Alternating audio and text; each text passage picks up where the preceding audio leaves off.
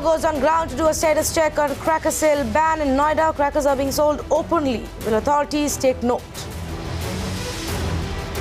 Alarm bells go ringing in the national capital again. Air quality drops to very poor. Environment authorities warn of post-Diwali crisis. Routine measures taken to help reduce pollution. Skeleton of more harassments spill out of the closet of Pune pub High Spirits. Mirror now visits Khodu Irani's den of perversion and discovers just how women are objectified at the high-profile pub. First, a Bengaluru woman was thrashed for opposing illegal slaughterhouses. Now the panel appointed by court to probe illegal slaughterhouses has been targeted. Only 12 goons arrested so far. Haryanvi singer Harshita Dahya shot dead in Panipat by unidentified assailants. Contract killing suspected. Karnataka's crumbling public health infrastructure on display. Woman in labour pain left unattended at a locked primary health centre whose sole ambulance was not functional.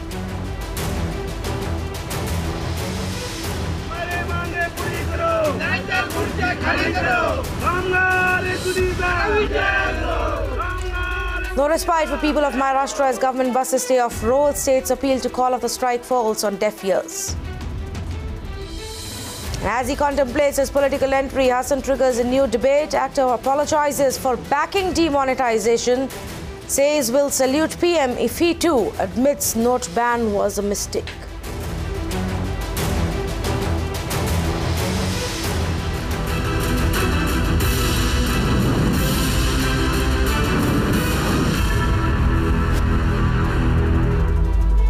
Good to have you with us on this edition of The Big Story. Supreme Court's cracker ban is proving to be not so effective in the NCR region. Proof caught on Mirror Now's camera.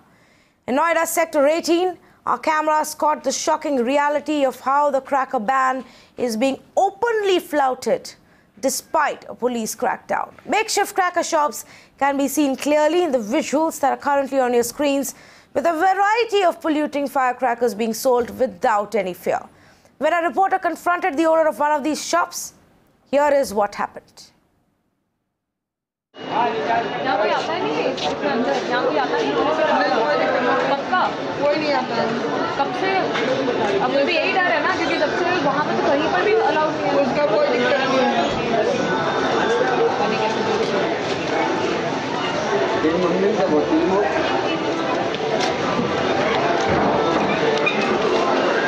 लगा रहेगा आपका दुकान तो लोग आ सकते हैं आपको home delivery भी करते हैं होम डिलीवरी नहीं है तो अगर आपको फोन करके बोल देंगे ये चाहिए तो आप निकाल के रख सकते हैं लाते कहाँ से आप ये आप लाते कहाँ से दिल्ली से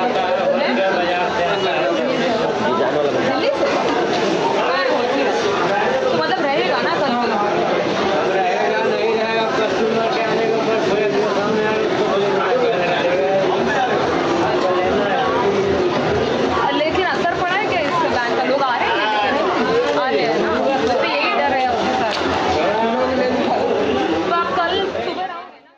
Despite a Supreme Court order there banning the sale of firecrackers till the November 1st, we are seeing the rules being flouted in and across Delhi NCR. One such proof on camera was caught on Sector 18 market, which is a very legitimate, huge market there, bustling with people going for Diwali shopping. And one such shop, a makeshift shop, which was openly selling firecrackers. It was selling rassi bombs. It was selling everything that was possible. It had even kept stock inside as and when a customer used to approach. Now, we asked him very specific questions on whether there are police officials there who come and are they not afraid of the fact that there are police officials who can actually arrest them? To which they said that they are not really afraid of these things. The fact that they have the products and they really want to sell it, and the entire ban has certainly costed them a lot because the customers who usually come to them have now reduced, but certainly also saying that customers are still coming to this particular market.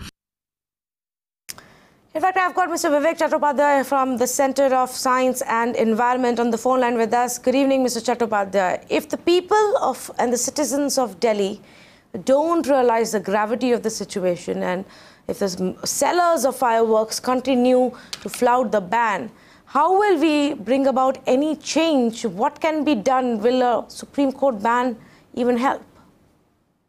Yeah, that is the reason, because people who might be indulging in this thing, they are actually not caring about their own health and others' health.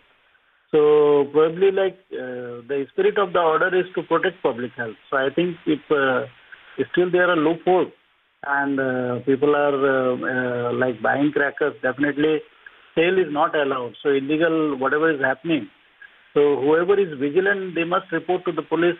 But they must understand that other than the implementation of the order, the whole thing is about how to reduce the air pollution in the city, how to protect their health, and especially the children are involved. So I think unless until people cooperate in this exercise, the objectives will not be met. Even as I speak with you, I'm looking at, the statistics that have come out as far as the air quality is concerned. Particulate matter 10 is right now at a poor level. The advisory is it's going to worsen over the next 3 days. Same goes for PM 2.5, which is at a very poor level right now. Now, what does that mean for a common man, for people who are not understanding the gravity of the situation, Mr. Chattopadhyay? This kind of air quality, what does it mean? It means definitely not just the people who have the respiratory problems, also the general population will be affected because of the poor air quality. So in this situation, if we start burning more crackers than what we had experienced last year and over the years, definitely, Deepavali has been remain one of the major air pollution episodes in Delhi and other cities. So this will be the condition again. So I think from the point of view of air quality advisory and air quality index, the message is clear that there is no space available in the air to pollute more. So if the air pollution levels are already high, so it doesn't make sense further to pollute it with burning crackers. So I think celebrations apart, people must understand that it is about protecting their health, not just an order and implementation. So it's about protecting their health and children's health. I request you to stay on, because this is exactly the point that we also want to make. Now, while through our investigation of Operation Pataka, what we want to show is that implementation of such a ban is going to be very difficult. It's not really working in several parts where crackdown has happened and parts where there has not been any crackdown. I've also got Bharti Chaturvedi, founder of Chintan, on the phone line. Bharti, who will this impact the most if we together as a community, as citizens of this country, fail to understand that drastic steps need to be taken even from our end to reduce pollution? So obviously it's going to attack a number of vulnerable populations. There are children, but not all children are equal in the sense that many are homeless.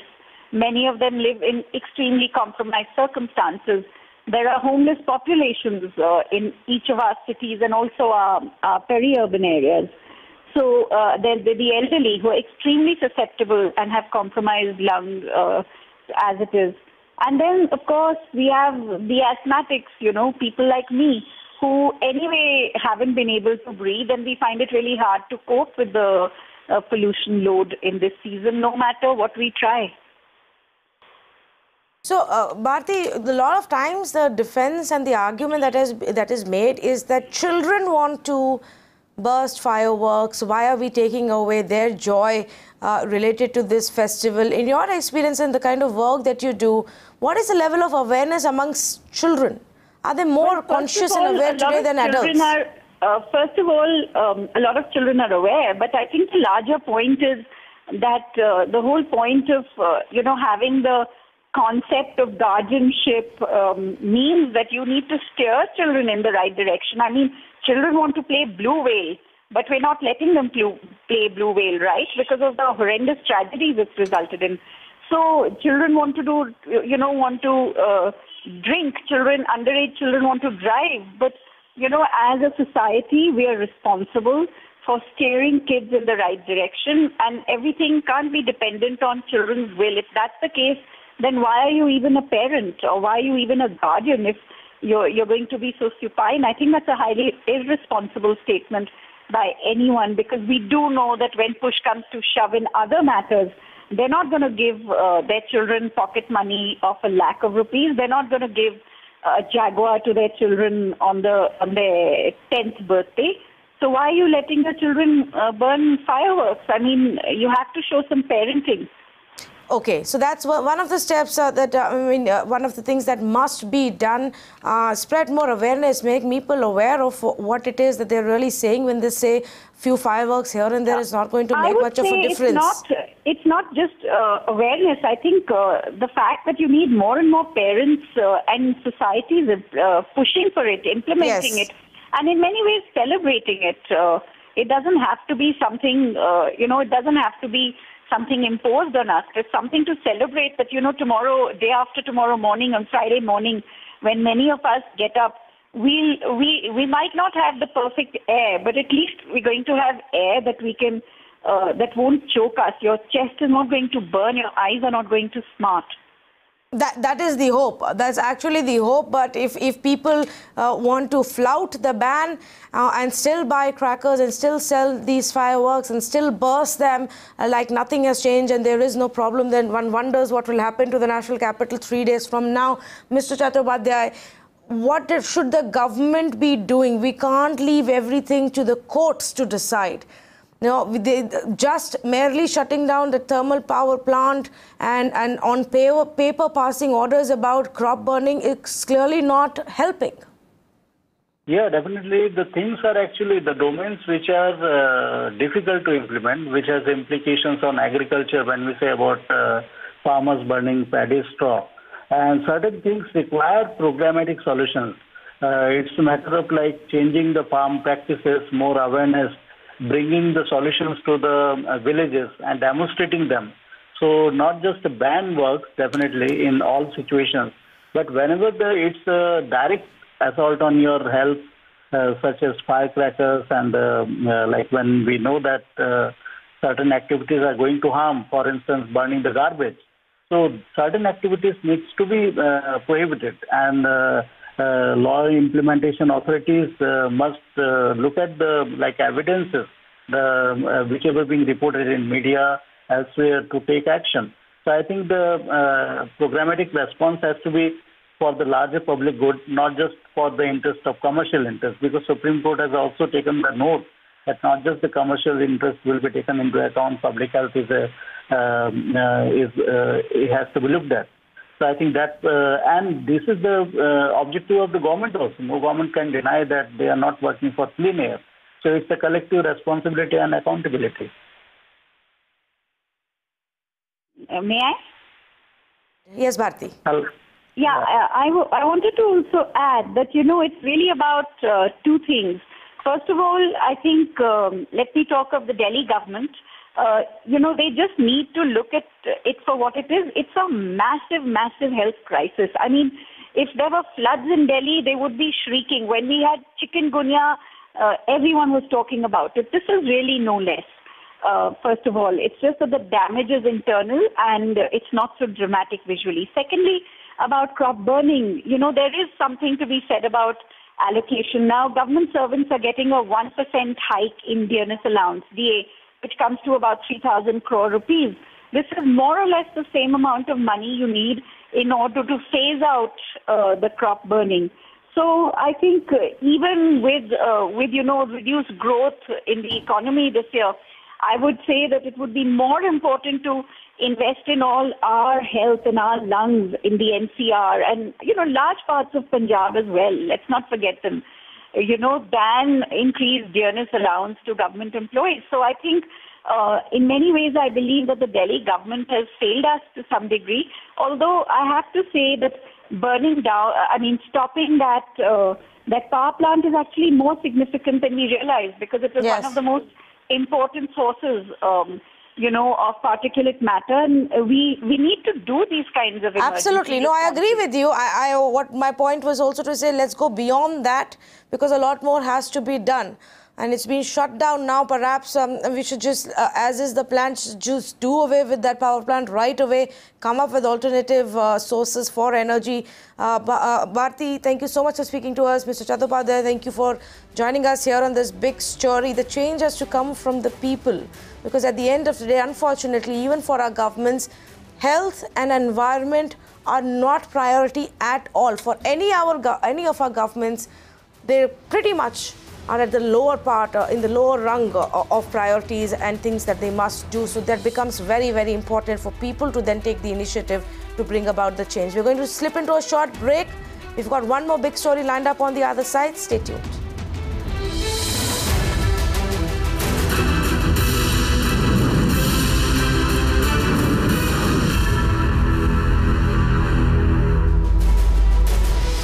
Welcome back. A grand Diwali celebration is currently underway in Ayodhya. Chief Minister Yogi Adityanath attempting to link Ram Rajya, the term, to development in the state. The BJP state government has actually decided to light up about 1.7 lakh earthen lamps or diyas, hosting a grand aarti on the banks of river Saryu. I've got Mr. Narendra Taneja on the phone line. Good evening, Mr. Taneja. Great. It was a treat to watch the way Ayodhya had been lit up and the Diwali celebrations there, but how does this help the people of Uttar Pradesh? Well, it does. You see, development does not mean only building, schools and infrastructure. Of course, school infrastructure, that's our main focus. But development also being basically, bringing focus to the places which A, people love, and B, at the same time would, help the government to tap into the potential these places offer in terms of tourism. I mean, imagine Ayodhya is to the Hindus what Vatican is to the Catholics. So if you develop Ayodhya, make Ayodhya attractive, just imagine the amount and number of jobs it's going to create, and the kind of economy is going to, stimulate not only in Ayodhya but in the area around Ayodhya. So it has an economic motive, it has a spiritual motive, and it has also, of course, a social motive, and cultural at the same time. So since it has not been done in the past, some people might kind of try to find other meanings into it, but this should have been done long time ago. But I'm glad that they are doing it. All right, Mr. Taneja, thank you so much for joining us and putting that in perspective as how BJP sees it. But one really wonders if development of Ayodhya is actually going to help children who are struggling to get some basic healthcare services in the state of Uttar Pradesh. The Maharashtra government has promised us yesterday, they promised that the loan waiver package that had been delayed by months will now reach the distressed farmers. In fact, keeping its word, now the state government began the process of distributing these loan waiver certificates to about 10 lakh farmers across Maharashtra. Let's go across to Aishwarya to get you more. We here at Mirror Now have been constantly highlighting the problems and the hurdles in this entire farm loan waiver that was announced, Aishwarya. If not for Diwali, when can these farmers expect some amount of financial relief to come in? Now, in the first phase of this farm loan waiver, close to 4,000 crore rupees have been disbursed from the government side. When we talk about Beed district, where Mirror Now went on ground and did a story in Beed district, 15 farmers have now got this certificate. Now, this certificate is an assurance that these farmers will get 1.5 lakh rupees into their accounts. That was the promise that was made by the Chief Minister in June when he announced a package of 34,000 crore rupees as farm loan waivers. So now that promise has been fulfilled. It's a little late though, because today is Diwali and these farmers have got these certificates today. We know that now the banks will be closing. Whether they'll be able to take the money out of their accounts or not, that's the big question now. Okay, and we understand, Aishwarya, that these certificates are being given to about 10 lakh farmers right now. Now, what is the criteria? How has the government gone about deciding? Because you've been speaking to farmers. A lot of them are saying people who actually need this money probably won't end up getting this relief and this waiver.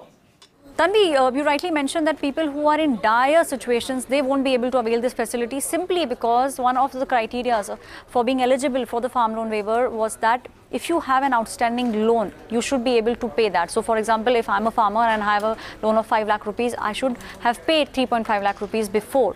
Only then will I get 1.5 lakh rupees. Now the farmers with whom I spoke with in different villages in Beed told me that there are many farmers who are not able to repay the previous loan. That's precisely why they went to the government asking for a farm loan waiver. Now these conditions eliminated many of the farmers who are in distress. In Beed alone, there were 12 lakh farmers who had applied for farm loan waivers, and only 3 lakh were considered eligible. Another criteria was that only one member of the family should be an earning member and the income should be from farming. Now that's not the case in today's villages. Many people from villages move out as laborers. They migrate to bigger cities, and the source of income, there are multiple sources of income.